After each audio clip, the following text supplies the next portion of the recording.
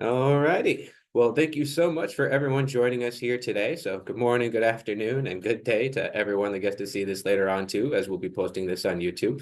We're going to be talking about quite a lot today. I wanted to give a little bit of a rundown about what you'll be expecting here today. So our department chair, Dr. Tammy Frank, may or may not be able to join us here. She got called in last minute by our college dean, in fact. So it's hard to say no when the dean calls, but we're going to be talking, of course, about all of our graduate program offerings here under the Marine Environmental Sciences, which does include our Masters of Science in Marine Science, our Masters of Professional Science in Environmental Science, as well as our doctoral program in Oceanography or Marine Biology.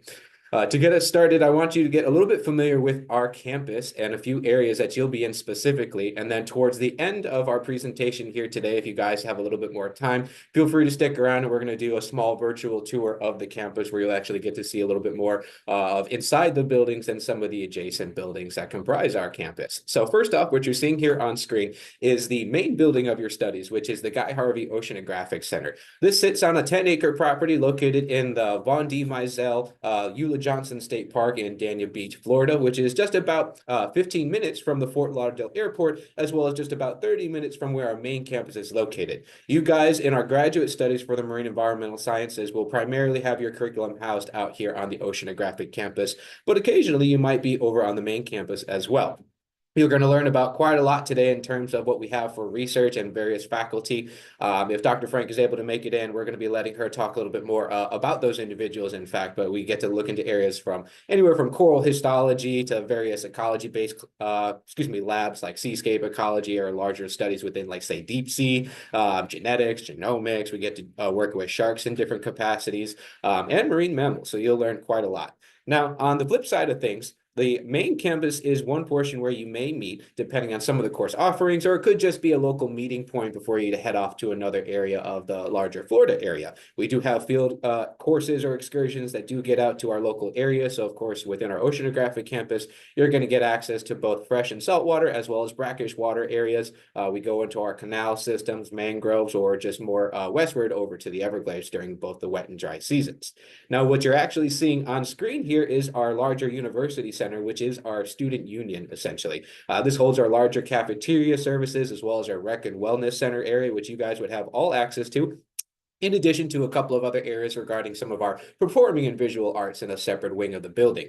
Now, for your studies, you're going to mainly usually come over here, say, to the University Center or another area being like our Alvin Sherman Library, but we have a lot more specific materials available through the Oceanographic Campus Library that you'll get to make use of.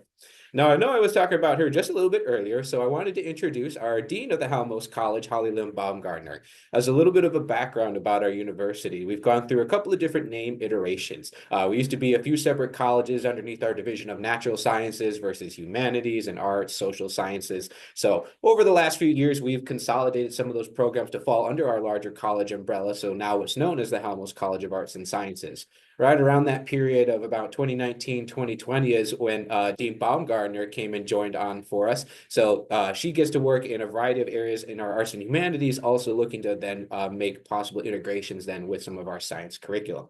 More so, who you'll get familiar with as a student at our university is going to be our department chair for the Marine Environmental Sciences. Now, Dr. Frank over here is currently our interim chair. The prior chair stepped down a little bit earlier this year and is on sabbatical. His name's Dr. Bernhard Riegel, but you'll get to see him later on once you start your studies. He teaches our marine geology class, and his slogan for the class there is Geology Rocks. So you'll love him a lot. But for Dr. Frank, she actually teaches in both our undergraduate and graduate level curriculums. And if you can't find her teaching classes, you'll usually find her inside of her deep sea biology lab. She's one of several faculty here that are part of what's called the Deep End Consortium, and they study the aftermath effects of the Deepwater Horizon oil spill. Several of our faculty and staff, a part of that consortium, do have more specific facets that they look into. So in some of her research interest, that does look into things like ecology of the deep sea as well as bioluminescence, but more on a component which she calls visual physiology. So she essentially gets to study and better understand how these deep sea specimens are perceiving an environment that has either little to no light. But as you guys are more interested in learning about, of course, is our program structure. So to get us started on that, we have our MS in Marine Science program. The MS in Marine Science program is typically going to be taken from around 2 to 3 years. A lot of this hinges more on your research itself. We're a little bit different in how we do our intake of students. As you've been looking around at various research-oriented programs, you may notice that many of them actually want you to have an agreement with a lab beforehand. We take a different approach. You're actually allowed to come into the program for the first 2 semesters before you have to solidify your major advisor. Now, that does not necessarily mean that we're guaranteeing an advisor, but the structure of our program does allow that flexibility for our students to come in and be able to make more of a, decision that allows you to learn more during those first 2 semesters before you solidify that major advisor. So generally speaking, what happens is those first 2 semesters, you're taking more of your coursework, which is focused between our laboratory and field-based coursework and some of that theoretical components just being like your lectures. So that's what we describe more as our experiential learning concentration aspects. So this allows us to try and balance that work of what you'd be hearing just in your general lectures and then getting you out into the field to actually apply this knowledge. And that's where having that location comes into play, being here within the state park, because that gives us direct access, one, to the ocean, because we're less than 100 yards from the entrance of the Atlantic Ocean. We sit actually on the port entrance for the commercial area of the city of Fort Lauderdale, which is one of the busiest ports here on the eastern coast. Part of your curriculum in this program, you have 3 different concentrations that you get to choose from within marine biology, marine environmental sciences, and coastal zone management. What you'd be looking at in breakdown for the credits here, so it's 36 credits in total. You're looking to take 9 credits of core classes. Typically, one class is going to be equivalent to 3 credits. So our average student takes 2 courses or 6 credits a semester. So you're typically looking at around, like I said, that 2 to 3 year time span. But depending on where your thesis research credits start or when, say, your thesis proposal gets submitted, is going to then dictate how long, say, will take for you to finish out the degree. As towards the end of your time here as a student, you're focusing more on doing your formal defense of your thesis project, which is one of your main graduating requirements. Now, I know it's a little hard to see here on screen, so I'm just going to zoom in over here on the curriculum.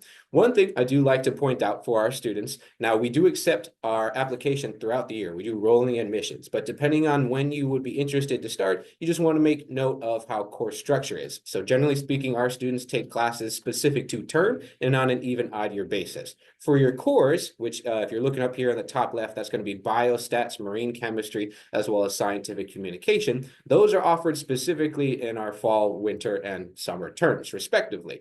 So you have to make sure that you're taking those courses as you come in for those semesters. Otherwise, you would have to wait an entire year before it's re-offered.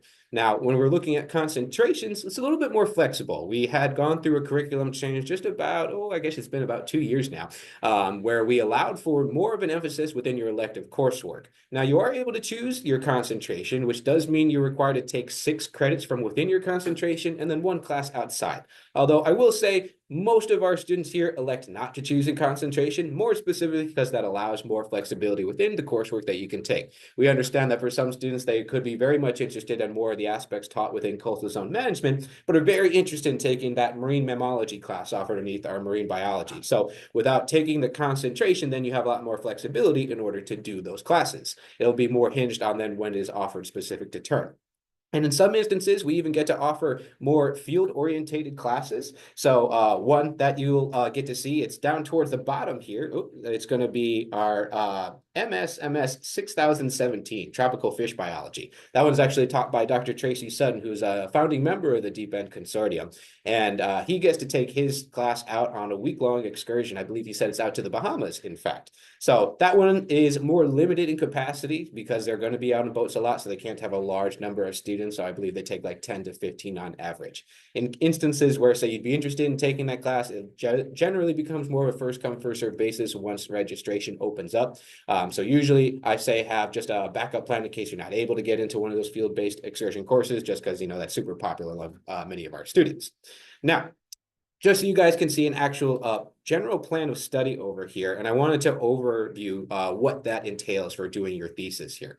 So for those of you unfamiliar with the term of a thesis or what that really entails, you're going to be joining with a lab and have a major advisor where you're going to have an original contribution stemming from a systemic study.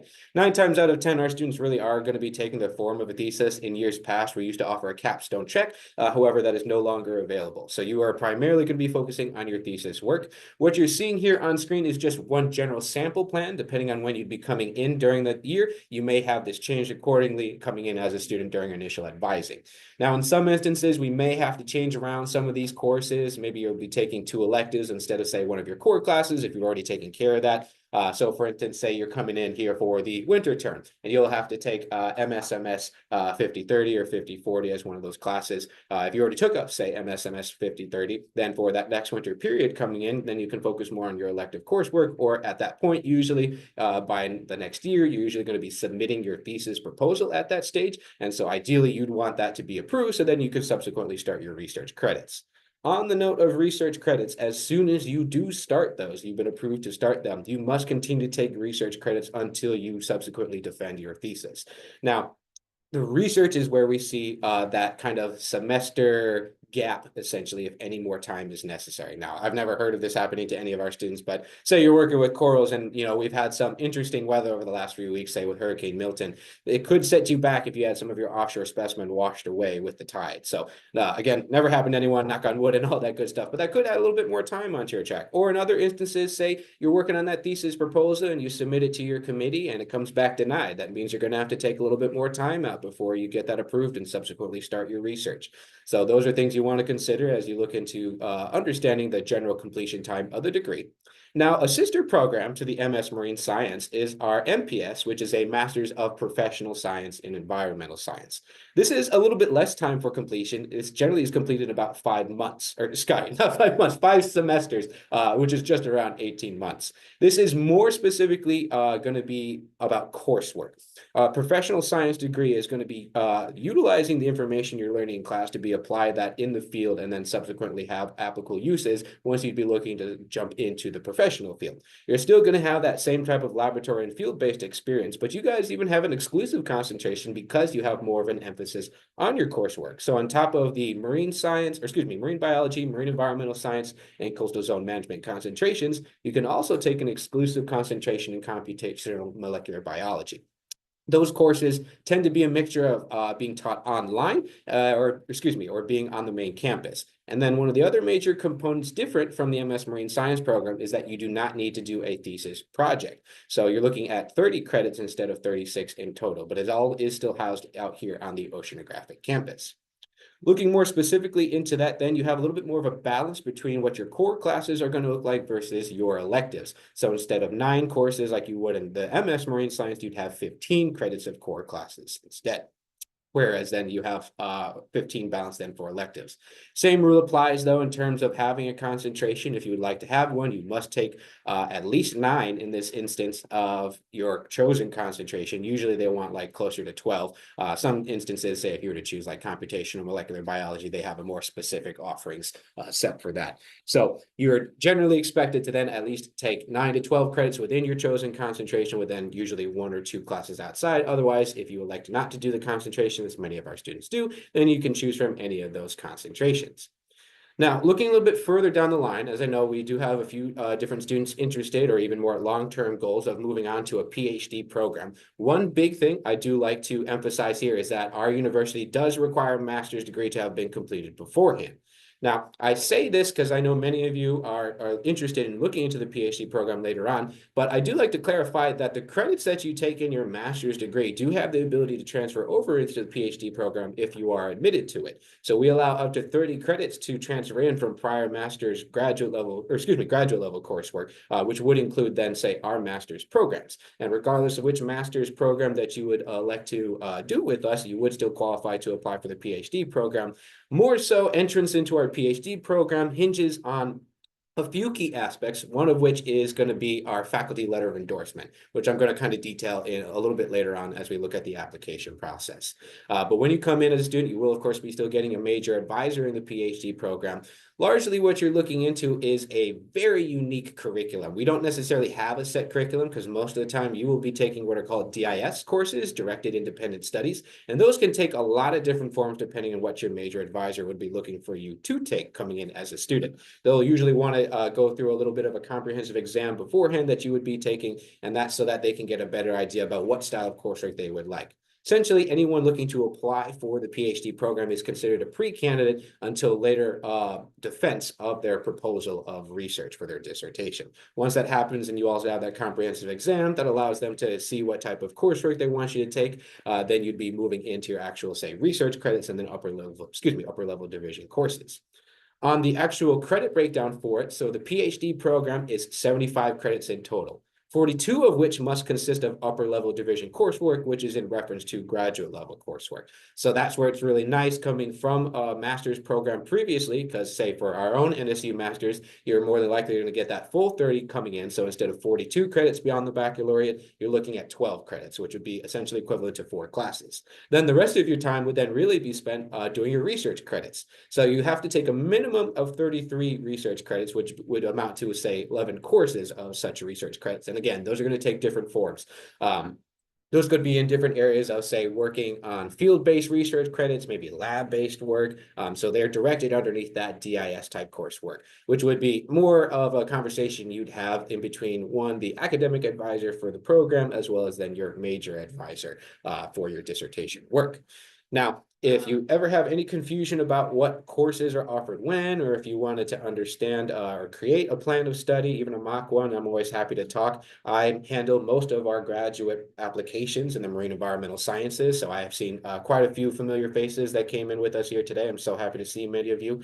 And then for anyone that I haven't gotten to meet or talk with over email, definitely reach out to me. I'm more than happy to assist at any point during the application process, or even after, say, you're admitted to the program and maybe you just had a few questions about your admission status later on. I'm always here to help with that, as are the rest of our happy family over here with the graduate admissions team. So you've gotten to meet me a little bit more, but starting from the left-hand side, we have our director for the graduate admissions team with the Halmos College, Brett McAllister, as well as some of our other directors and counselors, such as Megan Troy. She's on personal leave right now, so you won't get to see her in a soon time. But otherwise, if you're calling into our general line, you're usually going to get Andrew, who could bring you over to, say, Farrell, who's one of our admissions counselors, or usually then over to myself. Otherwise, depending on your question, Andrew actually might be able to answer it himself. He's a past graduate of the MPS program, so he's usually able to help you out, or usually then he'll come and have you talk to me. Now, one of the big questions, of course, is how much does this actually cost here? So I'm going to focus more on the right-hand side here in regards to our master's program first, and then we'll look into PhD. So for both the MS Marine Science and the MPS Environmental Science program, we're looking at $1,496 per credit hour. General math can give you a better calculation of what you can expect on a per semester basis or in total for the program.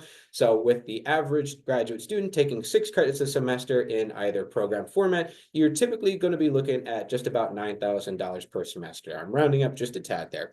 But then for the entire program, for at least the MS Marine Science program, you're going to be looking at around $54,000. Now, again, I'm rounding up just a tad there. But what I like to say in regards to this is that what you're looking at here is a tuition rate that usually doesn't change too much in the long term. Our tuition rates are technically subject to change on a year-to-year basis, but they're by very small margins. In the last year alone, we probably saw it go up by just about $20 or so from the previous year. Now, ideally, of course, we wouldn't want it to go up for you guys at all, but we do have to do adjustments from every fiscal year just to account for things as they change in the university.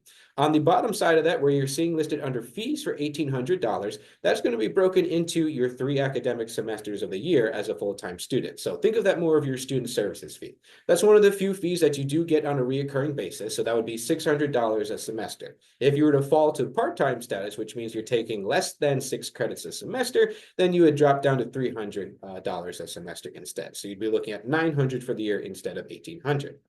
Now then, on the PhD side of things, we're having you here for a little bit longer. Generally, a PhD will last you anywhere from 5 to 7 years on average. So the tuition rate was recently been changed actually at the beginning of the year. So I'm super excited for that. So you're looking at $1,204 per credit hour.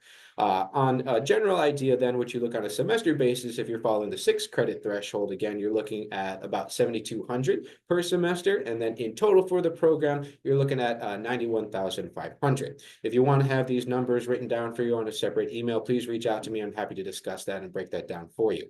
All of this information is also going to be listed online on the NSU Halmos College Tuition and Fees website. There's a breakdown for some of the associated costs. I know we have a couple of different international students, so some of your breakdowns for estimated cost of attendance will be listed there as well. So for things like books and supplies, transportation, and a few other components, it'll be listed there as well. I do like to say, take that with a little bit of a grain of salt, as that is a general average that we've looked at throughout the larger Florida state, not necessarily even here in South Florida. So it's going to be more specifically related to your circumstances. So that's something I would say, feel free to pick our brains about. We can give you a better idea about what you can expect.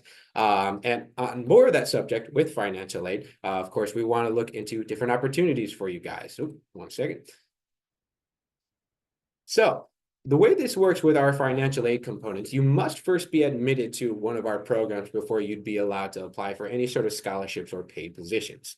Now, most of these are going to be time locked. So what that means is that they only become available during certain times of the year. So in terms of scholarships, usually the way that works is that for the fall and winter periods, they do not open up scholarship applications actually until the term begins. I know that's not ideal for a lot of students, but I do want you to understand at least the position and how this works. So usually they'll open up and give a full listing from the program office to you students about what you can apply for. You can apply for as many scholarships as possible during that period, and they usually leave it open for about a month or so from the beginning of each of the fall and winter terms. Afterwards, they will solidify who they will have as their recipients. You're allowed to have a maximum of 2 scholarships as the recipients for those, and then they will apply those directly afterwards once they've chosen recipients. Now, one of the main questions I get, of course, are for some of those huge paid positions that you may see at many different institutions under the larger name of an assistantship. So we have 2 different kinds of assistantships. We have teaching assistantships and research assistantships. To keep it a little bit simpler for everyone, I'm just going to refer to them as TAs and RAs respectively.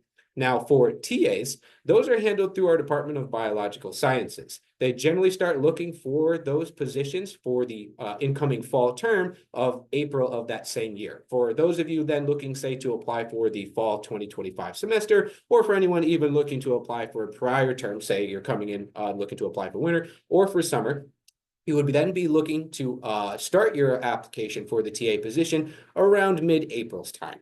The way that they go about that, they usually want you to, or excuse me, the Department of Biological Sciences, let me preface, usually wants you to email them directly, one, just to then let them know you're an admitted student or an enrolled student, whatever it might be, and then you're interested in applying for the program. During which time, I highly recommend that you attach a resume with that email when you send it out to them, and then they generally set up a follow-up meeting where they can go over responsibilities of the positions and do a follow-up interview.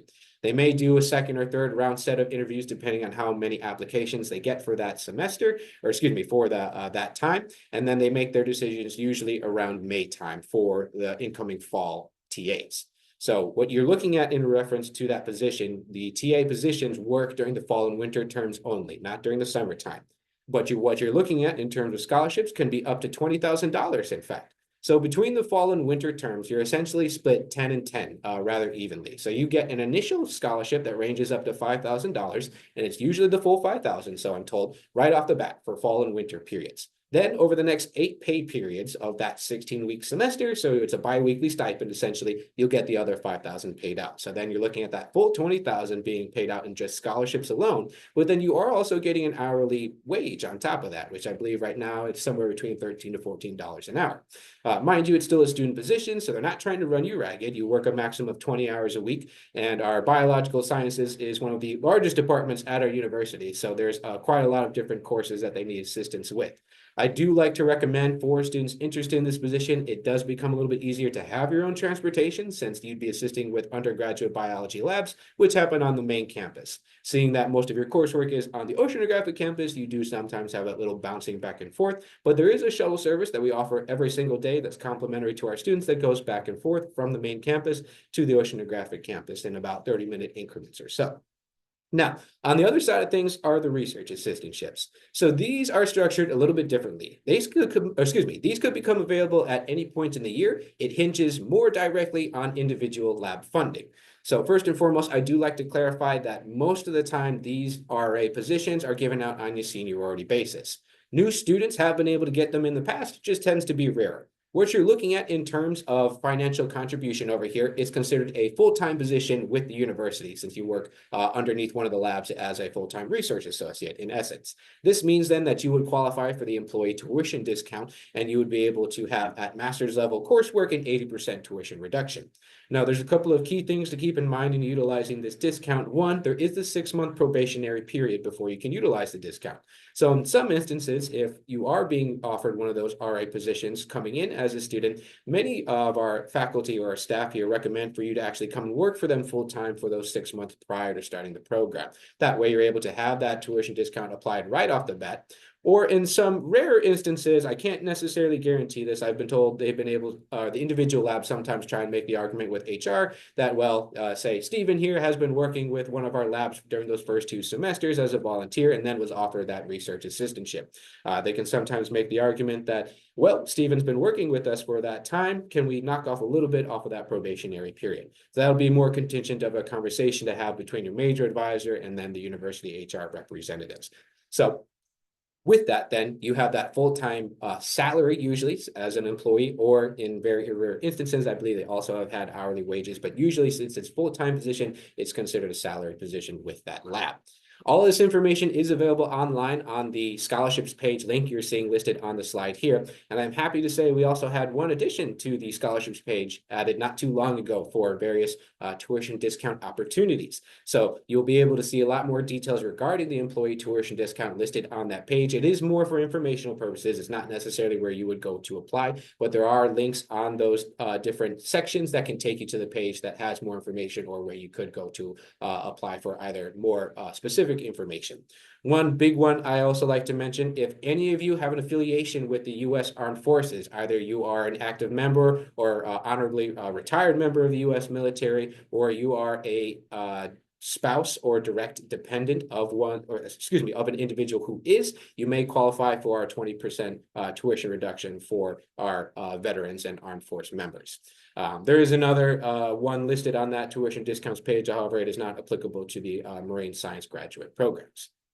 Now, for our applications timelines here, as I was saying more towards the beginning, we do rolling admissions. Generally speaking, the deadlines you're seeing listed here will usually fall on a Friday. We try and keep it on Friday so that you're, of course, going to have that whole preceding week leading up to that point to get in any remaining items for your application. If anything goes awry and you have to defer your application, or you're just not ready to start, we do have the abilities to defer your entry term, usually up to 1 academic year from your originally anticipated entry term. Mind you, though, say if you were to apply for fall 25 and defer it out to fall 26, that is the final term you would be able to defer out to as that larger 1-year academic period. If you could not finish your application, say by fall 26, or you could not start the program if you were admitted, again, by that same time span, then you would have to reapply for admission to the program. What we're looking at in terms of the application itself, though, isn't too extensive. And we might have a couple of our dual admit students from the university with us here today, so I'll be covering some of the details regarding that as well. Now, for our general applicants here, you're going to be looking to complete an NSU graduate application, which has a few components, including your biographic and demographic information, contact info, prior college information, and a couple of legal disclosures. That is essentially the first portion of the application. When you go and submit that and pay the $50 fee, that does not mean your application is complete. Instead, it's essentially more of the first portion. You still have to submit official transcripts from anywhere where you've attended a higher education institution. That is our general rule of thumb. The only instances where I would say we may not need it is, say, if you just took one of those miscellaneous classes, maybe like a community college or something, like, say, a Spanish class, right? Well, that is not necessarily applicable for our usage here, but I would say otherwise, just intend to submit transcripts from everywhere that you've attended. If you have any questions regarding that, of course, feel free to reach out to us. For my international students, and we're going to have this listed on screen in a little while, you're going to have to go through a separate process where we are going to require a comprehensive evaluation of your foreign transcripts to have U.S. equivalency. Now then, for any of my NSU students, it's a little bit easier for you guys. You can do what's called an internal transcript request. This is completely free for all NSU students or alumni to access. If you want to have the link or instructions on how to do so, please reach out to us afterwards today and we can send you that link. But for the letters of recommendation portion, we require 2 letters of recommendation. These should ideally both come from academic sources, but we do accept professional. If you're choosing academic sources, it should be ones like professors, advisors, maybe a program director, anything of that nature. If it's a professional source, there's just one comment I would say with that is we just want to make sure that they understand what their letter's being used for. In some instances in the past, we get a very nonchalant letter from professional references that could be something along the lines like, Steven's a great hard worker at Outback Steakhouse. We love him a lot. And that's all it basically says. We want to learn a little bit more about you than that. Essentially, on the professional source side of things, we want to be able to see things like your traits, characteristics, or even larger stories that have applicability within the academic setting. So, maybe you're very time oriented, got great schedule management skills, organized, stay on top of things, communicative. Those are the types of things that we would love to learn about because that has applicability, of course, within your studies. For my dual enrollment students, you're going to have a little bit of a different requirement. You're going to submit 3 letters of recommendation, and those all should come from NSU faculty. If you choose to elect a professional source, please confer with the admissions office first before sending out any requests. You're also going to have a personal statement that's done within the general NSU application. That's going to be more of your personal touch on this application outside of those letters of recommendation. So more of what we want to learn at that point is any professional goals, why you want to come into the program, what are you intending to utilize this program for or would like to use it for. Outside of that, we even have our general GPA requirement of 2.85, but I will say our general applicant is going to be usually around a 3.0 or higher for our students. Now, for dual enrollment, it's a little bit more specific. You must have maintained a cumulative and science GPA of a 3.0 or higher during your time at NSU. Science GPA, just to clarify, is going to be all classes that fall underneath the biology, chemistry, or physics prefix coursework. For our MPS program,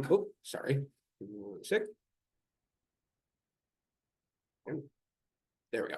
For the MPS program, it's essentially mirroring the MS Marine Science, minus the personal statement. So you're still going to have that same general NSU application along with all of your official transcripts, the 2 letters of recommendation, and then we have a 2.75 minimum GPA requirement. Again, still really looking around the 3.0 range for our ideal candidates. Now, on the subject for the PhD application, so you're going to have essentially the same types of requirements. We're really building off of the master's application at this point. As of now, we still do require the GRE score for the PhD program. However, graduates from our own master's programs will have that requirement waived. Otherwise, do intend to submit GRE scores coming in for the PhD application. Now, I generally would say, though, I would not submit a PhD application until you have solidified an endorsement from a faculty member here at the university. It's really more, I would describe it as like the keys to the kingdom, because pretty much everything else is going to fall into place as long as you hit all the different requirements outside of that in terms of, say, GPA, and then any of the listed items here on the slide. So for GPA at master's level, we require 3.5 or higher cumulative GPA, and then still 3.0 or higher from your bachelor's. We will need transcripts from each of those once you'd be applying for the PhD program. That NSU faculty letter of support is going to detail, of course, which lab is taking you on, who your major advisor is going to be, how they're structuring their financial support, and for how long are they able to keep that. Generally speaking, the program office wants to see the lab have support for a minimum of 3 years coming in as a student. We are in the midst of changing our financial aid support for the program itself, so unfortunately I can't give away too many details as it's kind of in a shifting process at the moment. All the while you're doing these items, you're also going to be doing a pre-proposal of research within that general NSU application portion. The NSU faculty letter of support and the pre-proposal of research do kind of go hand in hand. So my recommendation in regards to those 2 items is to be in communication with your major advisor as you structure those. We can give more general ideas about what that type of what type of information should be included, but it's generally more something that you need to discuss with your major advisor. So then you'll be having your 3 letters of recommendation, a resume or CV attached to that, along with those transcripts and your GRE scores. Now, I'd like to take a little bit of time for you guys to actually see what our application look like over here. So what we have on screen here is going to be the first page that you log into after creating your initial graduate application account.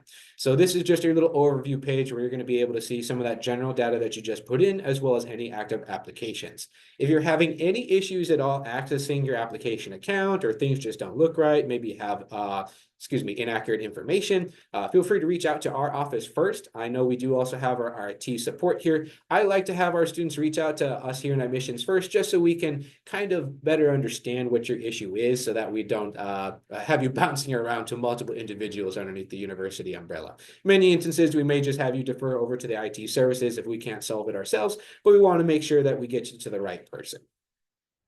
Now, as you start your application, these first few areas are going to be rather straightforward, as we were kind of entailing about earlier. So it's going to be things like your full name, date of birth, any sort of affiliation with the university. So it's generally questions like, have you applied to a program in SU before? Are you an alumni of the university, or things like that?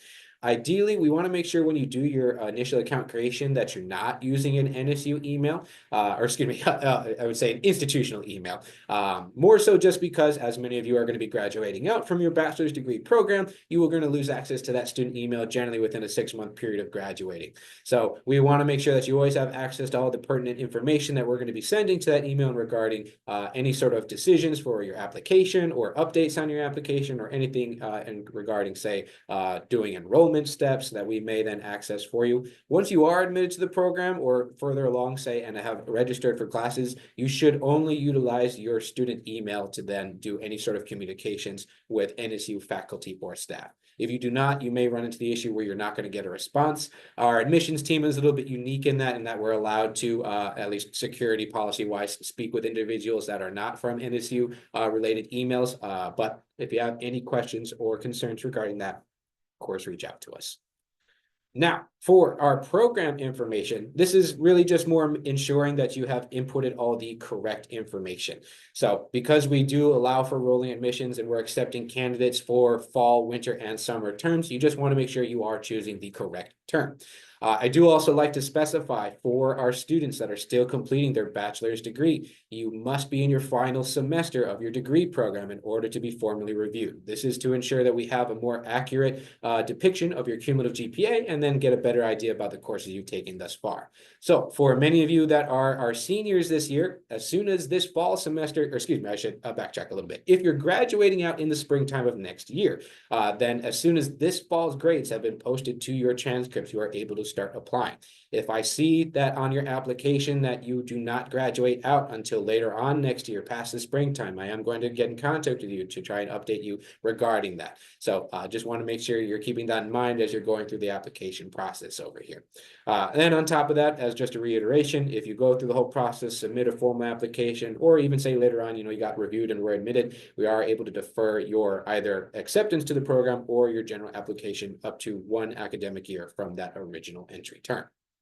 Now, for transcripts, I'm going to first look into U.S. institutions. So for anyone that has attended a U.S. institution, we can accept those in one of 2 ways. Most of the time, we're going to accept them via email, but if it is necessary for the transcripts to be physically mailed, we do have a physical address that I can send you. However, we cannot accept the transcripts from you directly as the applicant. We have to get your transcripts either from your institution's register office or a third-party vendor, such as Parchment or the National Student Clearinghouse. If we accept it, or excuse me, if we receive it from any other source, it's going to be classified as unofficial, which cannot be used for the review process. Just as a kind of backstepping for those that are still completing their bachelor's degree, if you were accepted later on to the program after applying and you were still finishing out your bachelor's degree, we're just going to need one final copy later on once your degree conferral is posted to your transcripts, just so that we have proof of that on file. You must submit those final transcripts prior to starting the program. Failure to do so will mean that you, 1, will not be able to start the program, and thus means that you might have to defer out to another term. Now, for any of my international students, we're going to have to go about this in a separate way. So you're going to have a comprehensive evaluation done by an organization that's a part of called the National Association of Credential Evaluation Services, or NACES for short. There is a list of active members on their website that I'm happy to send to you guys later on. And for many of our international students, I know you're pretty familiar with, say, World Evaluation Services. They are a member of NACES, so you're more than welcome to use them. But there's quite a few others that you can look into. They're all going to have different naming functions for the services they provide, but I was saying earlier, you're looking for a comprehensive evaluation. That's going to include having a course-by-course analysis done with the U.S. grade equivalent. You must state your cumulative GPA, and then also must state if and when a degree was conferred from that institution. And likewise, they have to send that to us over email, which is at electronictranscript@nova.edu. And I did actually just notice this a little bit earlier. So for any of the students that have been in contact with me of recent and may have gotten some of my larger initial emails, I did notice a small typo on the email I provided. It says it basically says electronic transcript without the C at the beginning. So please, if I sent you that email, double check what it was stating there, because I might just be missing a C on that email. So if you use that one, it may not send the transcript over. I do apologize for that. Otherwise, for those, again, with like our NACES evaluation, have your chosen organization then send the evaluation report to that email, or they can have it physically mailed to the physical address that I can provide for you. Then finally, we're going to have the admissions documents. So this is essentially the secondary portion of your application. It's where you're going to be able to track in real time the submission status of your letter of recommendation requests, as well as your transcripts. Now, to clarify, you must first submit the NSU application portion and pay that $50 before you can send out letter of recommendation requests. As you're seeing here on screen, on the bottom portion is where it's saying recommendation request. Once you have submitted the application, fields will appear there where you're going to submit your references emails. They get sent an electronic form that they're going to fill out. It has a few different questions for them, and then they'll attach their written letter to that. And I'm going to cover a couple of common mistakes we see from references in just a sec. But in terms of formatting, so for one, they ideally should be on PDF or Word documents. It's just the most ideal for the uploading process. We just tend to see issues with any other file type. And two, it should be, or I should say the letter should be composed on any applicable organization letterhead. So if you guys are going to one of your professors or advisors from your college or university, it should be written on their institution's letterhead. Likewise, if it's like a business entity or a non-for-profit or anything like that, should also be written on any of those applicable letterheads. You can have a maximum of up to 3 letters of recommendation, but a minimum is 2 for either the MS or the MPS program. And then again, for the PhD program, it is 3 letters. Now, for transcripts and letters of recommendations, as I was saying before, you're able to see that submission status. If you're ever getting any sort of communication, either from your school or the third-party vendor you chose that were sending those files, that they have been received by our university, but you're not seeing it as received on your application, please reach out to me. Could just be as simple as we received the application item itself, but it may have been missing some personal information and was then dubbed what we call an orphan document. Orphan documents are generally meaning that they're missing some personal identification that would not allow us to have it added to your application. And then they have to manually go through and review all that information before they're able to add it. So it takes a lot longer, generally speaking. But if you have confirmation orders or ID numbers attached to your transcripts, send those over to us, because that's the easiest way for us to then go and search for them in our system. Now, on the letters of recommendation, there are 2 big common mistakes we see with references. So as you're solidifying your recommenders, I really want to make sure that you're in communication with them about this. This is going to be where we see the most time spent in our applications, just because it's a lot of back and forth between us and admissions and you as the applicant, because we need you to be contacting them regarding any sort of issues that may happen. So first and foremost, as kind of crazy as it sounds, we don't see them actually pressing the upload button after selecting their file. But this is due to a little bit of confusion. When they receive this recommendation form, they have at the top of the screen the ability to choose their written letter and upload that to the form.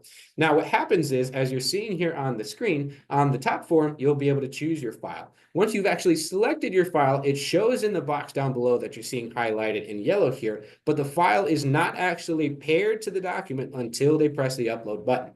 So it does say this, or stipulate this in the explanation right below on how to actually upload the document. I know that doesn't seem all that crazy, but you'd be surprised. We get in quite a lot of incomplete forms coming back into us, and then we'll have to reach out to you, and that's what we're seeing take us a longer time.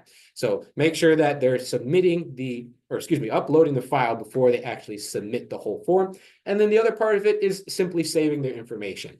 We've gotten some incomplete survey questions in the past where there's just a lot of blank answers. We know in some instances, a lot of the information like that is actually discussed within their written letter, which we'll perfectly understand. But most of the time, please ensure that your references are saving their answers before they go and submit it, and then subsequently also upload their reference letter.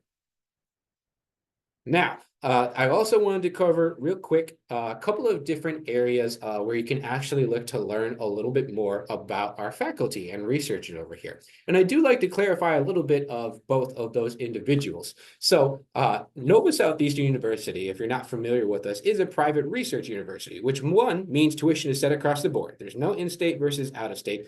And with that more emphasis on research, we have quite a lot ongoing with people out here on the Oceanographic campus. You're going to meet a ton of our different faculty out here, which are, of course, going to teach your classes, many of which are going to take students to conduct research in their lab. Mind you, not every single one of our professors has their own lab, but many of them do, of course, that are out here on the Oceanographic campus and teaching your classes. But we also have our full-time research associates and our general staff members. The key differences, at least in how they interact with you guys as the students, the researchers are here purely for that, their research. So they're actually not required to take on students with their labs, believe it or not, but many of them do. And then they're not going to teach any of your courses. So there's a couple of areas then you can learn about them and what they do. First and foremost, of course, many of you will probably see online, we have a faculty website where you're going to look underneath the Department of Marine Environmental Sciences. Every single one of our faculty members has their own profile page, which is kind of like their own academic CV. You're going to be able to learn a little bit more about their general background, like where they did their studies at, research they've done, anything of publishings that they may have posted of recent or even in general past, and then just other research activities. We also, which is where the main area where I send most of our students, have a research lab index page. It has a listing out of a variety of the different labs that you would find out on the Oceanographic campus. And I am actually in the midst of adding a few more. So not all of them are on there as of yet, but I'm trying to get them all added on. On every single one of these individual pages, you will see a synopsis of the research lab's focus or foci, and then their activities along with contact information for the principal investigator for the lab. The other key area, which you can check out, is called NSU Works. This is an online repository across all of our fields of study here for our research under the university umbrella, not just the marine sciences. But it's definitely a key area where you can go to look into many of the different things that our faculty have been a part of over years past. And many of these are published or unpublished journal articles or some different theses, dissertations, master's projects done by our students in the past. So it's a wonderful way to either start to connect a little bit more with what the lab does, or even more specifically, what their individual professors or researchers have done as well. Now, past this point here is a little bit more about some of our faculty. So I'm hoping that Dr. Frank will be able to join us here in the past. But I did just want to quickly say that if any of you are interested in checking this out later on to review, we are going to post this on our YouTube channel, which is NSU Halmos College of Arts and Sciences. And we do post a lot of these different clips also, or just special events on our social media pages, which is NSU HCAS, pretty much every single platform. Or if it's not NSU HCAS, it's just the full name of Halmos College of Arts and Sciences. At this point, I did want to open up the floor for questions a little bit more. And then for any of you interested in sticking around for a little bit longer, I have a virtual tour that will get to look a little bit more into the Oceanographic campus. So at this time, feel free to throw any of your questions in the chat over here, or if you would prefer to just speak, feel free to raise your hand and I should be able to allow you to talk.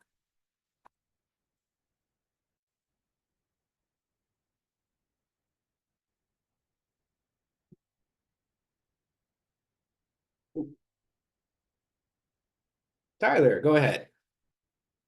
Hello.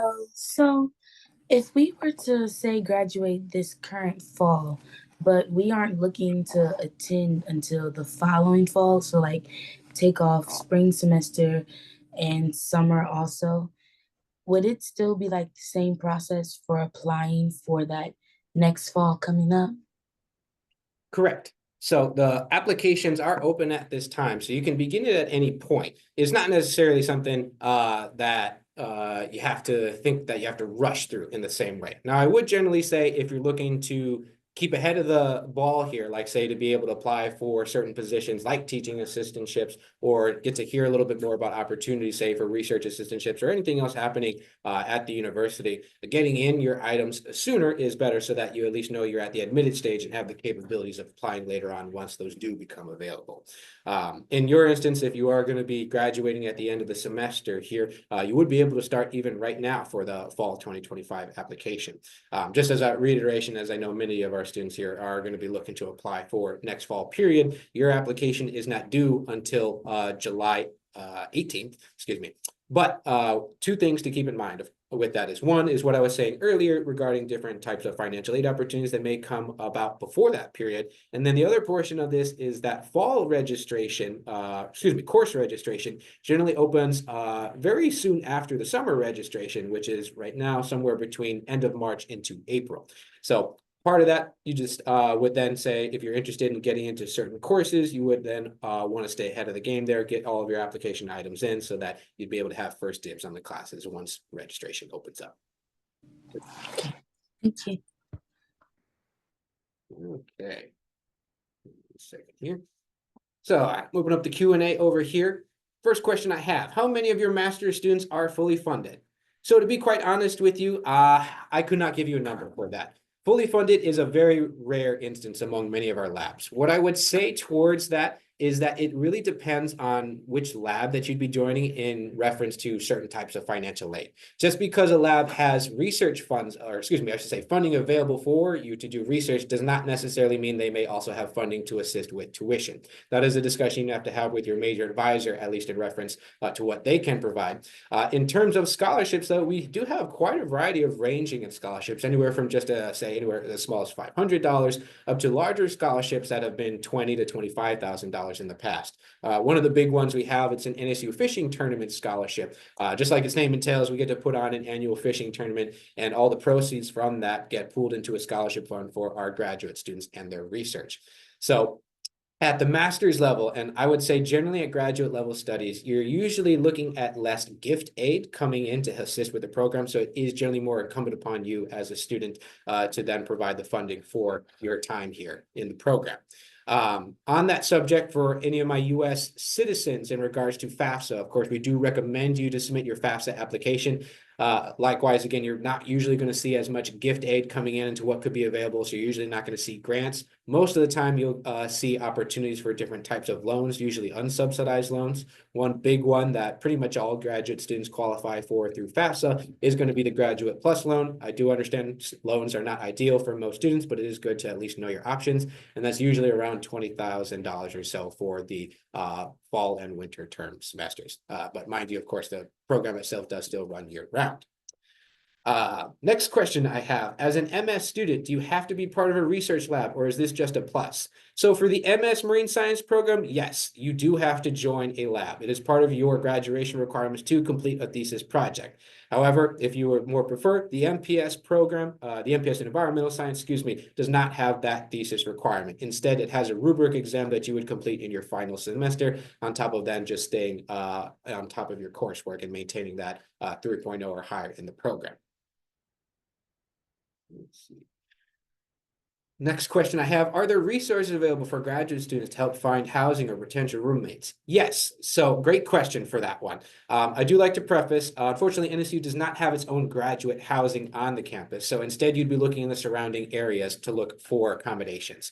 So to help with that, we have a couple of different key resources. We have an online listing page for a variety of the different apartment complexes and units available largely within the South Florida area. Once you would be admitted to the program, there is a secondary function that you can log into that allows you to have a roommate finder function. It does a couple of survey questionnaires for that. And then in some instances, because it is through a university affiliated listing page, there may be different types of deals that some of these apartment complexes run. What I actually give as one recommendation for students, if you don't mind taking the shuttle at all, it can save you a little bit more money to go and live by our main campus area, which is a little bit more inland. Since the oceanographic campus is located right on the beach, you can generally see that the surrounding accommodations tend to be a little bit more pricier, but at least over by our main campus area, it's a little bit cheaper in comparison. And then to save on some gas, you can go and park in our commuter lot and just take the shuttle over to the main campus. A lot of times our courses are offered usually past like say like that 9 to 5 work period. And surprise, surprise, a lot of students don't like to wake up too early for classes in the morning, but we do have some that range anywhere from say like 8 to 9 in the morning going all the way to 9 in the evening, in fact. And a general scope with that too, usually the more frequently you meet for a less amount of time. So if say you only meet once a week, could be for around like a 3-hour lecture if there's no lab component involved. We do also have a local realtor contact that we'd be happy to send. Her name's Jill Severt. She has a lot of experience working with students to find accommodations in the area. And I know not everyone has this, but there is also a Facebook group that I've seen many of our incoming NSU students across the university umbrella go and join. And so they've done anything on that page for postings from looking for roommates themselves. Maybe they're just subletting their own place. Maybe they are trying to get out of a contract and want someone to take over for it. Or they could just be selling old furniture, textbooks, or things of that nature.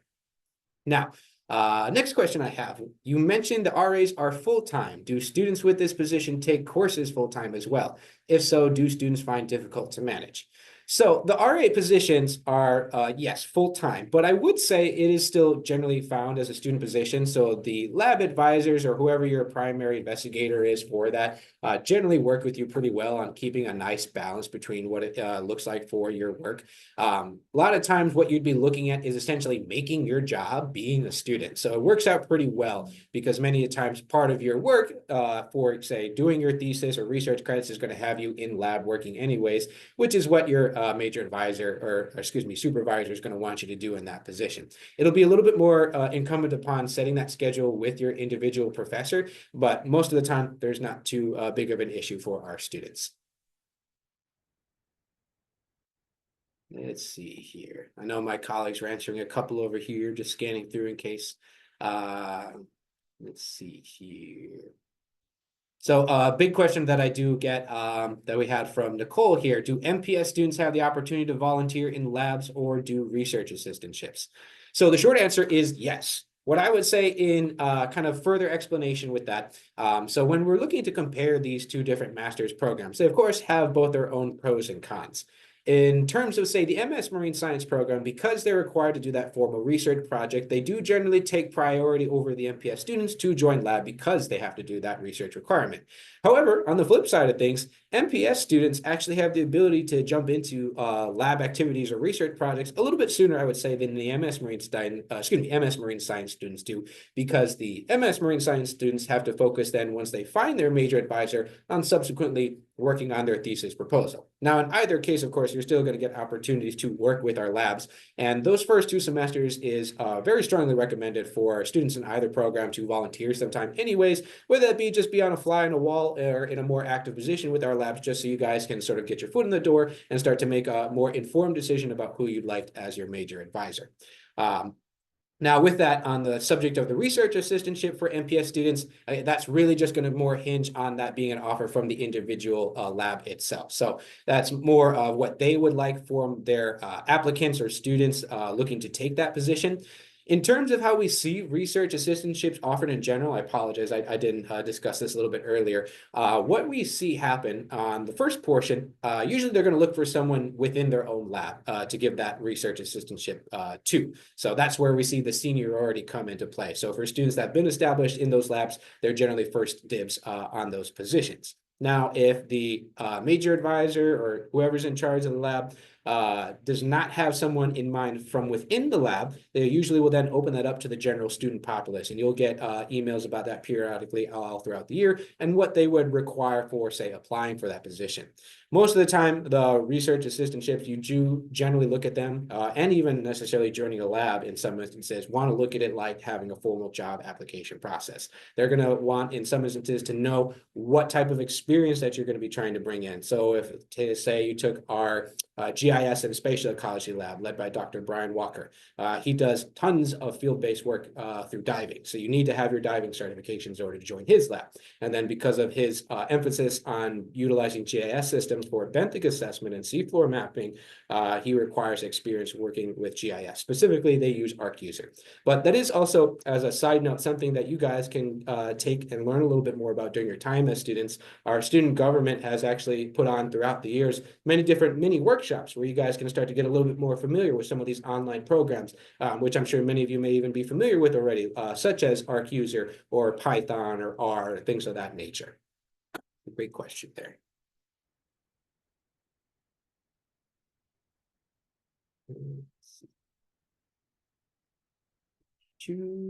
Oh, sorry. So a couple more pop in here. Does the application for the winter TA positions also open in March and April? So the TA positions are more hinged around the fall semester. It's not for fall and winter. So what happens is the applications open in April of that calendar year, but you would not start in that position until the subsequent fall period. And then you're in that position for that fall semester and the winter semester. Those TA positions are actually a type of position where they do, you would have to reapply for it every single year. Although on general, if you are initially hired as a TA and you do well, you don't have any issues, they usually will rehire you for every subsequent year of study that you're with us in the program. Question over here, how many students will have a professor advisor? So if you're meaning more in reference for like our MS Marine Science students, every single one of them that comes into the program will have a major advisor. If you're looking more in like subsequently then your committee, it's usually then 3 or 4 professors from within the university umbrella, and then you get one person outside of the university umbrella to be on your larger thesis committee.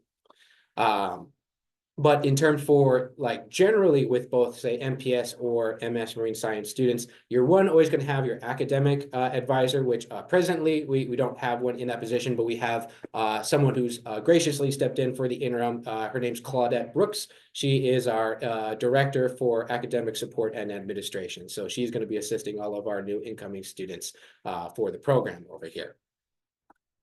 And then another question I have, oh, it just went away. It says, or I know Brett was answering the question here, but it's a good one to answer about. How many graduate students do you typically accept each semester? It is pretty competitive. Is it pretty competitive to get in? Now, we don't necessarily have a formal cap for the MS Marine Science program, and there is no cap for the MPS program. I'm looking more at the MS Marine Science because of the research component. So on general, for one, we have around, at any given point during the year, 17 to 25 members of the Department of Marine Environmental Sciences. Of those individuals, I would say, I think we have 15 labs, maybe more actually. And what we see usually for students in those labs, and this really does change depending on lab. This was a ballpark number given to me at the beginning of the year. We usually see anywhere from 3 to 6 students at any given time in their proposal stages for their thesis, and then say at least another 3 to 6 actively taking research credits. Now, in terms of scope for how many students that we accept during the year, I would typically say we could be anywhere from 50 to 65 students in an entire year. It changes, of course, depending on when you're looking specific to term. Most of our students do apply for the fall, but of course, we start getting in students during the winter and summertime. What I would say in terms of it being competitive, it tends to be more in line with specific interests. So I would say the top interests for many of our incoming students are going to be corals, sharks, marine mammals, and then a little bit more intermingled into areas of, say, like GIS work, along with interest within doing field work. And that can take a couple of different forms depending on which lab that you look at. So I like to first and foremost start with sharks. We have a few select professors that get to work with sharks over here. We have Dr. Mahmood Shivji, but he's a little bit more specific in how he intakes students. Most of the time, he does prefer his students to actually come into the biological science masters, although I would preface that is not a requirement. You can still be in the marine science program. He just ideally likes to have his students come underneath the biological science masters instead, due to funding situations. It's a little bit easier in how he can allocate funding directly from anything he receives from the Department of Biological Sciences. And that's more of a conversation I generally say that you would have to have with him at that point. But in his case, he's very specific about what type of students that he allows to come into lab. And that's because his related research within the family of elasmobranchs is more about genetics and genomics. So they do a ton of genetic sampling of various shark species. And so he requires a lot of, one, lab experience in general from students looking to join his lab, and then two, more specifically, than experience within genetics and genomics-based coursework, as well as any lab work attached to that. And that's why I say this kind of looks more akin to a job application process in joining some of these labs. So people like Dr. Shivji are a little bit nicer, at least because they're rather straightforward in how they say they're taking on students. So he has told me point blank, he's looking for super strong academic proficiency. Usually his candidates, he likes 3.5 or higher, generally speaking. He likes to see letters of reference, and then, of course, all that lab experience. Then we have people like Dr. David Kerstetter. He's a fan favorite among many of our students here, both in the undergraduate and graduate spheres. He runs our Marine Fisheries and Avian Ecology Lab, where he gets to look into a variety of marine species, especially sharks and rays. He's honestly the guy you call up if you find something that washes up on the shore and you want to cut it open. So he does gut analysis and dissection in relation to things like trophic dynamics, or even into trace isotope analysis. And he works with one of our biologists, Dr. Christopher Blanard, who specializes in parasitology. So when they do these gut analysis, they're looking into stomach contents, looking to better understand maybe microplastic concentrations, or trying to see what types of parasites are in these types of organisms. And because he just tends to be a very popular among the students, he's usually filled up most of the time during the year. But he's very forthwith about when he's looking to have availability. If any of you have sent out emails, because I know a couple have, he's usually pretty quick about responding. So when it comes to things like that, it's a little bit more of a work in progress. That's why while you are able to take those first 2 semesters before solidifying your major advisor, we still happily recommend that you try and reach out to our faculty just to at least get your foot in the door. Because say even, maybe for the incoming fall semester, they're like, yeah, I might not have availability now. That can very much change later on in the year. All of our professors are constantly doing their own applications for additional funding in the form of grants, or maybe for your different not-for-profits or society groups that they're a part of. And that's something else that's a really great strength for all these different labs. While we have some contributions coming from the university itself, the vast majority of the funding for these labs come from external organizations. So if you ever get to actually visit the campus, we have an entire wall filled with placards in regards to some of those external funding awards. And this works to your advantage as students too, because as you come and join into these labs, you're going to be starting to grow your professional network, which is really great. Of course, after you'd be graduating out for your master's, you already have a strong base network to start and grow from, or even to look into possible, say, professional opportunities later on. All right, I see another question here. Is there any professor currently working on parrotfish? I'm interested on keeping development with my undergraduate work in graduate studies. So Brett might actually, I'm not sure if you remembered any of this. Wasn't it Dr. Walker's, one of his associates, Nick, right, who had just been working on parrotfish? Actually, it was Zach Graff. Oh, Zach, right. So he is a recent graduate of our program, working in Dr. Walker's lab up on the 5th floor. It was spatiotemporal patterns of parrotfish populations structured, particularly across Florida's coral reef systems that we do have here. And so technically at the moment, I don't know if anybody else has picked up research there, but if you have specific types of research you're interested in that do connect well with a faculty member's lab, oftentimes they're happy to work with you within the framework of the lab that they're already working on. So I do hope that answers your question.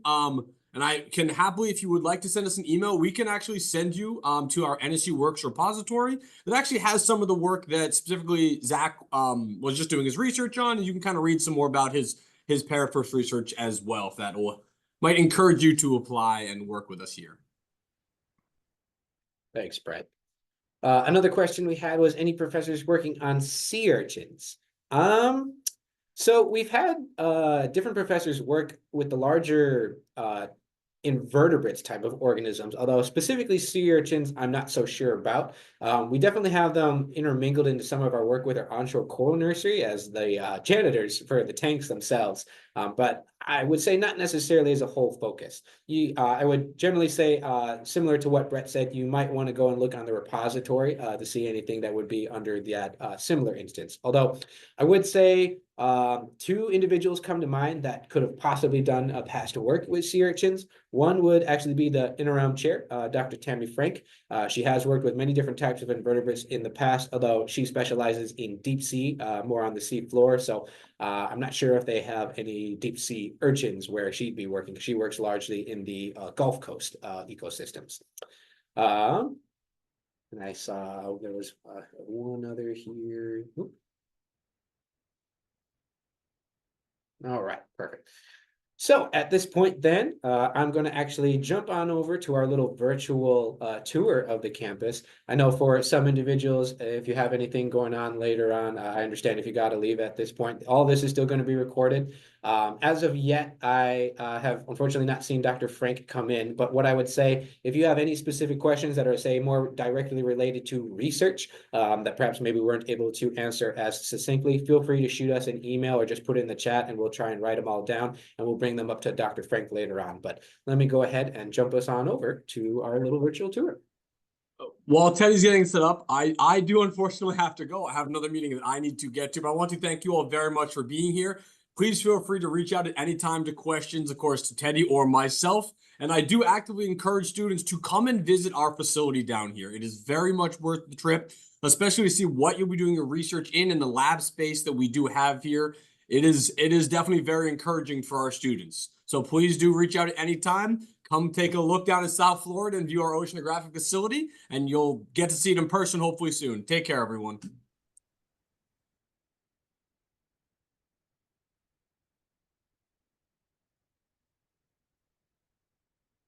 All right.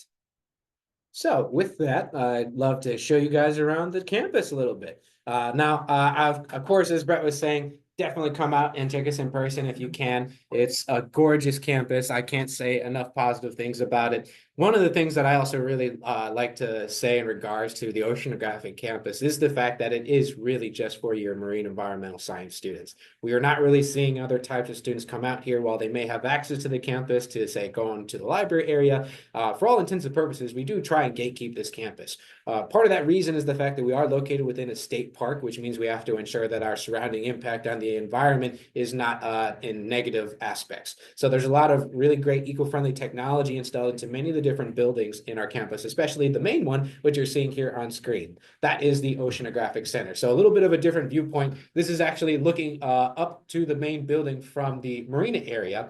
And we have around 6 to 8 of our own boats, in fact, which sit more towards the southern end of the marina, which is the far end you're seeing in that photo there. If you ever get to come out to the campus and you'll see them, it's a little bit easier to identify because they all have the university logo on them. But we actually try and keep our boats to a smaller size, usually I believe sub 30 or 35 feet, in order to enable our graduate students to drive them because they only have to get a boating license instead of a captain's license. And in some instances, as you join those labs, you're going to be on that boat almost every single day, in fact.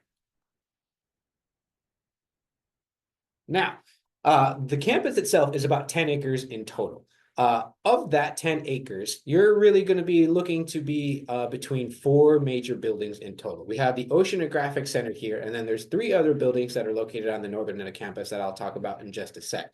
We've been out on this state park area for the 70s, in fact. So we came from just a little houseboat where we used to teach classes up to what it is today and having a state-of-the-art $50 million research facility. And I know it says 50 million on the screen over here, but it's really close to like $80 million at this point, because that was the number they gave us when they had just initially created everything for the building itself. They hadn't actually even put anything into any of the labs. Part of that, though, you're going to have different research labs on every single floor of the building, and there's 5 of them, in fact. And so some of what you'll see here, for instance, we have our GIS and Spatial Ecology Lab, which is led by Dr. Brian Walker. And Dr. Walker is one of our main research scientists. He's an alumni of the university. In fact, he did his master's and PhD. What you're seeing on screen over here is his computer lab space, but he tends to be out on the water a lot of times. The setup for his lab is more akin for that work in GIS systems, but when they are out on the water, they're going to be doing a couple of different types of work, including areas for like spatial ecology research or coral disease dynamics. Many of you may have been learning in your studies of a very prevalent disease that's actually down here in South Florida, commonly referred to as Skittle D, stony coral tissue loss disease. If a coral contracts this, it has over a 90% fatality rate, in fact. So it's been one key aspect of work that Dr. Walker and his team have been doing over the last several years. And every single one of them has their diving certifications in order. If you don't have your diving certifications, by no means is that going to stop you from joining labs. It's going to be more just specific to what individual lab needs are. It's maybe perhaps why you need diving certifications. But in any event, if you'd like to get those with us, you absolutely can. We have one of the largest academic diving programs in the US. Now, in more of your instance as a graduate level student, you wouldn't be looking to take them for actual course credit, but we do offer recreational courses that are all PADI certifications.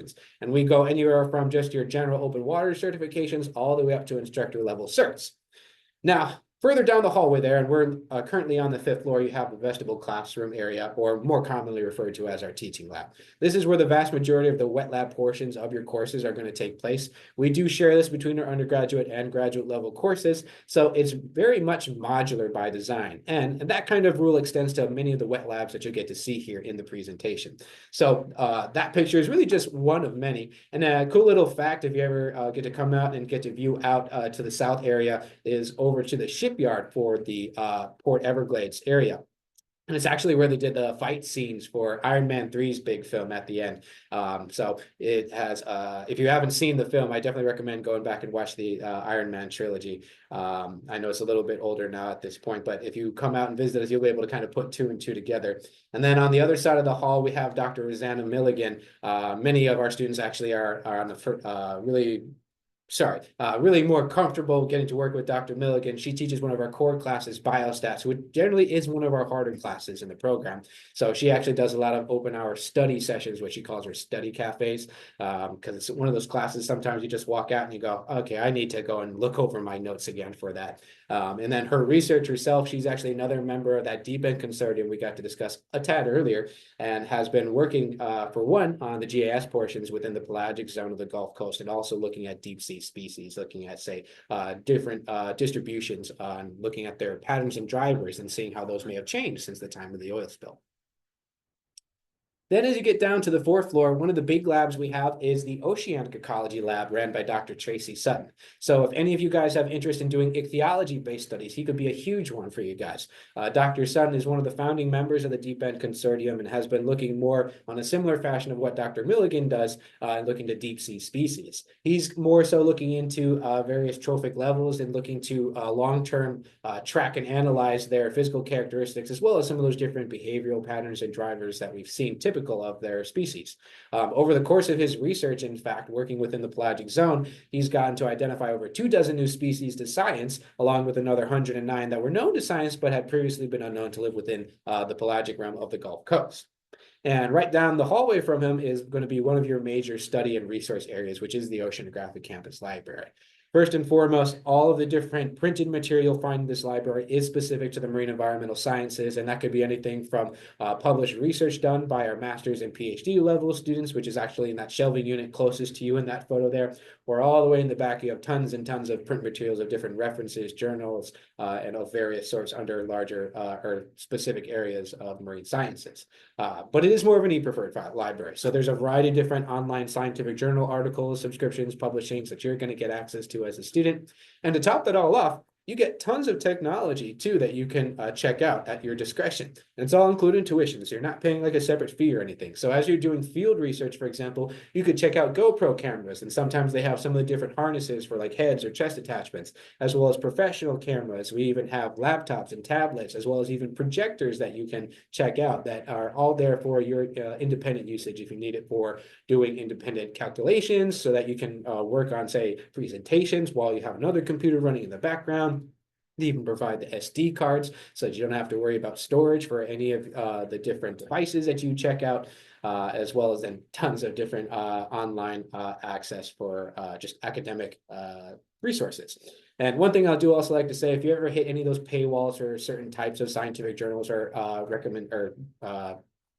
journals or subscriptions like that, they can usually get you past the paywall for that. Because if you're going underneath the university resources, you shouldn't have to pay anything additional.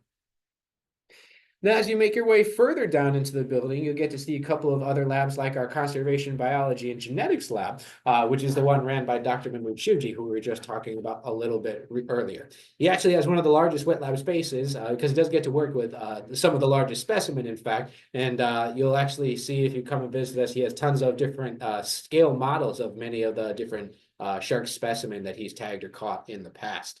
But he's not necessarily limited to sharks either, right? He gets to work with any of those larger flash fish like sailfish and billfish, and even on the smaller end, looking into different fish species that you typically see in coral reef specimen or coral reefs. Then down the line, one of your major areas is the GHOC auditorium. You guys will want to remember that space because that's where you do your formal defense for your thesis project if you choose to apply for the MS Marine Science program, or later down the line, say your PhD dissertation.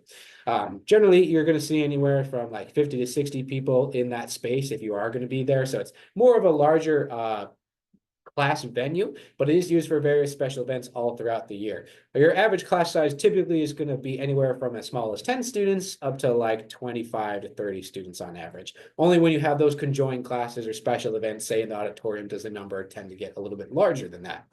And then finally, we have our physical oceanography lab over here with Dr. Alexander Solovey. Now, a couple of things I'd like to say about Dr. Solovey before we get into his research. He teaches physical oceanography, one, as a course, and two, if you do take that class or you take a special lecture with him, you're going to want to get the front row because he has a super heavy Russian accent and unfortunately has a tendency to murmur. So it's a little hard to hear him sometimes, but he does like to crack a lot of jokes in his class, so I'm told. And his research is quite fascinating. They actually get to use the largest equipment out of any of our labs, by far and none. One of his major partnerships is actually with the U.S. Navy, which is able to help in part fund some of the research that they do over here. And within physical oceanography, he's really more so looking to try and better understand and calculate prediction models for the intensification of storm systems, such as our hurricanes or tropical depressions. So not necessarily the path they're taking, but how we got, say, a Category 1 hurricane moving into a Category 5 stage. Part of that, the equipment they utilize collects all sorts of physical attribute data of the water. That could be anything from conductivity, density, temperature, ocean pressure, salinity, current movement, and many other layers to it. Their equipment is very sensitive instrumentation. So there's a lot of background work put in by some of the full-time engineers he, in fact, has on staff. But one individual you're actually seeing there on the left-hand side in the photo, his name's Brian Edinger. He's one of the lab associates with Dr. Solovey that handles the retrieval of his equipment and dives. So while a lot of this is computer modeling, calculations, being within the lab, or even controlling devices via satellite or radio telemetry, I believe it was, in-house, you still have the field-based components of getting out into the water where maybe they have to go and collect, say, the memory cards from devices that they've planted out into the water. So one of the big ones, they have a Slocum glider. It basically looks like a 6-foot long yellow torpedo with wings attached to it. And like its name entails, it glides through the water, all the while collecting various physical attribute data of the water. Then as you come down to the second floor, you'll get into our coral wing. So we have Dr. Abigail Renegar's coral toxicology lab, which is actually one of 2 labs that she runs, a fellow alumni of the university, also having done her master's and PhD. She's actually one of the few folks that has a designation as a faculty member as well as a research scientist. So for her, she actually has 2 different labs that kind of get to work in tandem. So in coral toxicology, they're looking at various chemical pollutants, both synthetic and naturally occurring within within our water sources, looking to better understand on how the exposure of these toxins affect our corals in various ways. So within her lab, she could be running different variations in her experiments, say working with a known toxin. One example I learned about more recently over the summer they had worked with was arsenic, which they found in different dosages among the soils here in the local port, in fact. So they were increasing and decreasing dosages of arsenic with some of their coral samples and recording the results of it. So she has larger and smaller tank systems with isolated setups to allow for this curated selection of water composition. And then her other lab is coral histology, which essentially looks into the cells and tissues of corals. So logic being that if we can better understand how the corals function at the cellular and tissue-based level, it can aid in how they structure research in their toxicology work too. Then we have Dr. Joanna Figueiredo, who runs our marine larval ecology lab. Now, actually, the photo you're seeing here is one of the few times where you actually have light in their lab. The reason why I say that is because Dr. Figueiredo's research spans around manipulating coral breeding habits. And because many of the corals they work with spawn via lunar cycles, that basically means they can't allow for any natural or non-controlled natural or fluorescent light to fall into their lab space. So if you come and visit us, you're going to see a giant black wall that you can't peer past. But they have, as you can see in the photo here, a variety of these large blue tanks that's scattered all across their lab area where they're working in corals in various stages. But they are manipulating, one, the time at which they spawn, being that it's lunar cycles, they tend to happen at nighttime, but they've been able to change it entirely to happen during daytime hours, and then reducing the amount of time it takes for a spawn to happen, which in general premise is an annual cycle, but they've dropped it down to 9 months, last I checked. And then we have the CRAM lab. Now, the CRAM lab is an acronym for Coral Reef Restoration Assessment and Monitoring. This one is led by Dr. David Gilliam, who, outside of Dr. Walker, has one of the most active field-based labs that you'll find with us, with the university. They're going to be working with a variety of different established coral sites, but their name generally does them justice about what they're really doing in terms of research scope. So they do long-term assessment and restorative work on established coral sites, and they have worked with quite a few different organizations over the years to do that, including, say, NOAA, the National Oceanic and Atmospheric Association. Just to name a few different sites, while they generally do work around the state of Florida, so we have our own offshore nursery just a quarter of a mile from the port entrance here in Fort Lauderdale, as well as an onshore nursery on the campus itself. But then they've worked in other undisclosed locations down in the Keys, out in the Bahamas, and all the way out in Mexico even. So you would definitely need to have your diving certifications in order. And just as a side note with that, all scuba equipment is owned individually by our students. In some instances, like the CRAM lab, they may have specific equipment that they will provide, such as like spare O2 tanks, but otherwise you're responsible for bringing your own equipment and any maintenance therein. However, I have been told we do get a couple of local discounts at some of the dive shops. Ooh. Now then, I know some of these pictures don't do it quite as well justice, but down on the first floor of the main building is where we are usually having a lot more of our system access points. So we have like our seawater treatment and distribution system, which is responsible for pulling in ocean seawater that we're getting from wells located 75 down in the ground. They come into that huge 5,000 gallon white drum you see in the photo there. And over a 48-hour period, they're actually cleaning out all of that seawater, getting out any sort of foreign contaminant or anything that could cause an issue within our water. And then that clean seawater can be sent to any of the different wet labs all throughout the building, minus the teaching lab on the 5th floor. Right next to it is what's called our thermo energy storage system, which is just a really fancy way of saying rainwater collection. So we have around 15 or 16 of these 3,000 gallon drums that you're seeing in the photo over here. And each one of them is essentially its own refrigeration unit. When we pull in that rainwater, what happens is that we're going to rapidly cool that water using non-toxic chemicals, unlike Freon. And after it gets to a cold temperature, we're able to circulate that up with our HVAC system, which one, reduces how much electricity the HVAC system needs in order to produce cool air, and then also then reducing that general electrical output. So we're releasing less carbon emissions. And then on the back side of the campus would be our onshore coral nursery. So that is where the vast majority of our coral-based labs handle their specimen. They do have some indoor lab spaces, such as, say, with Dr. Figueiredo. In fact, actually, I do also like to mention in recent months, Dr. Figueiredo has expanded her tank systems actually down into the seawater treatment system area. So where you're seeing those glass tanks right there in the corner, those are no longer there, in fact. So instead, they put in a prefabricated wall, and we have now around 6 or 8 new tanks that are all going to look like the ones you're seeing in the coral nursery picture. Ooh, not that one. And then we get to the other side of the campus. So the other 3 buildings that comprise the campus over here, we have the Foreman building, which is listed with the number 1, the Shore building listed as number 2, and the Mellon building listed as number 3. Primarily for you guys as graduate students, you're really going to be in the Oceanographic Center for the most part, but occasionally you might also have classes, say, in the Foreman building.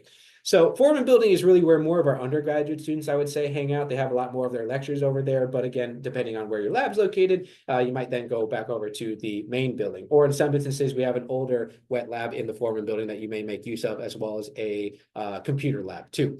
There is also a student lounge area. One thing I do like to mention, unfortunately, we don't have a cafeteria service on the Oceanographic campus. That's mostly due to us being situated in a state park. So our land is actually deeded out to us by the local county under the stipulations that we utilize this land for academic and scientific research purposes only. That's why you're not going to find any dormitories on the campus, and then unfortunately no cafeteria service either. But over in the Foreman building, we do have a self-checkout kiosk system with different types of small food items, anything from like cold cut sandwiches to just like chips and snacks and different drink variations. So you're not completely without food.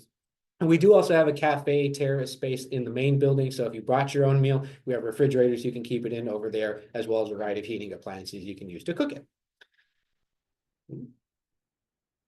Now, we're going to be in the Foreman building, and as we were talking about here, this is where you can see that student lounge area. So they actually added one additional little cubicle unit there on the far end. So we have a couple of like freezer-based items. So, you know, it gets a little bit warm out here in Florida. Got to have your ice cream or other treats, right? So they added that in actually over this prior summer here. But going to the left-hand side, we have the CMO lab. That's an acronym for Charismatic Megafauna and Oceanography. This is all led by Dr. Amy Hirons, who is one of your professors in the program. She actually does get to teach at both levels of undergrad and graduate level coursework. She kind of lays claim, I would say, to the larger Foreman building for some of her research. But some of her work has her going out to quite a variety of different areas around the globe, in fact. She works with marine mammals to try and better understand some of like their diet and larger ecology-based studies, but she does say she is an oceanographer first and foremost. So that means she gets to work with anything as small as zooplankton all the way up to apex predators like orca whales. And many times, as you're seeing here in lab, you get to see some really interesting specimen that you normally wouldn't get the opportunity to. So I know it's a little hard. Let me see if I can zoom in here. In the back corner of her lab over here, it's a little hard to see. This right here is actually the back of a fin whale skull. And all around here, you'll find she has anything from marine mammalian teeth. We have tusks, jaws, skulls, even shell remains from like sea turtles or coral skeletons. And truthfully, she gets to work with, a little bit of all of that. Now, typically speaking for her, she's usually going to be wanting her students to take a little bit of time out, as I would say many of our professors do, to just kind of be there in the lab to learn a little bit more about what they do. Because again, the professors want us to be make sure that you joining the lab is as good a fit for them as you want it to be a good as fit for you. That's why we also have that structure to have those first 2 semesters. So you really do get that time to kind of test the waters, so to speak. And then one of the other classroom areas that you're seeing over in the lecture rooms on the far right is typically where you would find yourself. That one is classroom 100 over on the first floor. And then right back over on the Shore building. So I would say in reference for you guys as students, you may not be over there as often unless you're looking to talk, say, with Dr. Kerstetter or Dr. Burkholder. Now, the Shore building is actually where my office, as well as all of our colleagues in the graduate admissions office, are located. But I typically want to focus more on the labs here. So as we talked about just a little bit earlier in our presentation, we have Dr. Kerstetter's Fisheries and Avian Ecology lab. Outside of some of that work, say with the gut analysis and dissection piece as the larger with fisheries-based work, where Dr. Kerstetter has gotten to work many of our local fishermen, of course, trying to find the healthy balance between them as researchers and then the fishermen for their livelihood. So some of that has looked into better understanding and focusing on some of those commercially and recreationally coastal pelagic fishes like the billfish and the tunas or swordfish, but not necessarily limited to them, because he also works with the same type of research with seabirds too. He's even looked into certain aspects you typically wouldn't think he would look into from the research perspective, at least within natural sciences. So he's even looked into, say, the economic impacts of local fishing tournaments on, say, the population densities of different species with our coastal zones. He's even done anthropogenic impacts, say, with like contaminants. So many of our professors here are, of course, collaborating with some of their different projects. So you'll get to know them all in different ways. So like Dr. Kerstetter here may get to work with Dr. Hirons on looking to better understand how coastal environments are affecting, say, our marine mammals in reference to the contaminants within our waters has an effect from, say, those local fishers. He even looked into creating more kind of humanitarian style fishing equipment, where we're looking to have, say, fishing hooks that are a little bit easier for catch and release purposes.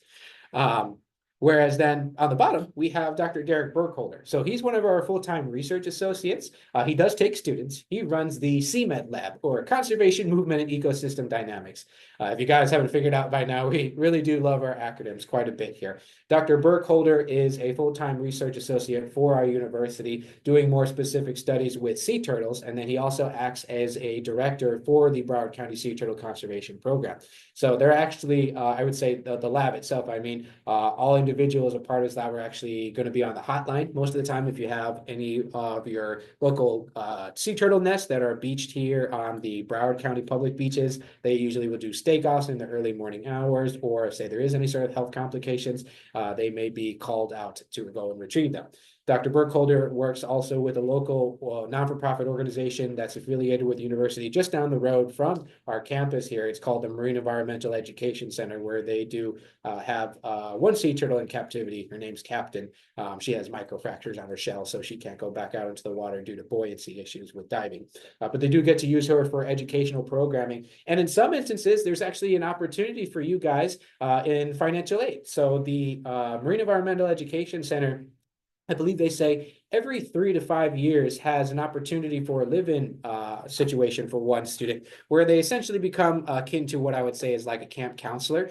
So they assist with many of the different events happening at the Marine Environmental Education Center, and then they don't have to worry about living accommodations. Mind you, it's on a historic property on the Hollywood Beach, northern Hollywood Beach, which is just 3 miles south of the campus. You are right here on the beach. So depending on if you're looking for certain types of amenities, you might not find that since it's a historic property. But it is very great for being so close to the campus, and then for some of your coastal studies. And then you usually are assisting with some of the different, say, educational events that they would do for different types of school systems or groups all throughout the area. As a full-time position associated with the university, then you also are qualified for the employee tuition discount, which again is an 80% tuition reduction at master's level. Ooh. But that'll be it for my little tour of the campus. Did anyone have any other questions before I let you all go? I know I've been gabbing for a little while here.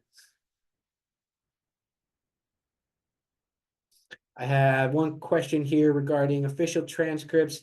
Can they be sent to a UH education body like Education USA? More than likely not. I don't remember Education USA being an active member of NACIS. The rule of thumb, if it's not an active member of NACIS, do not use them for your official evaluation.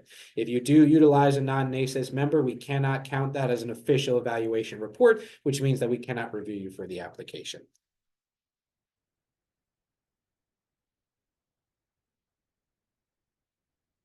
Any other questions?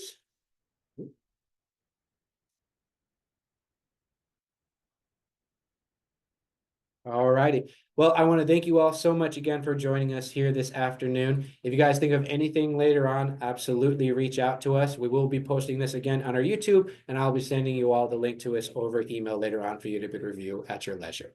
I hope you all have a wonderful weekend and a great rest of your day.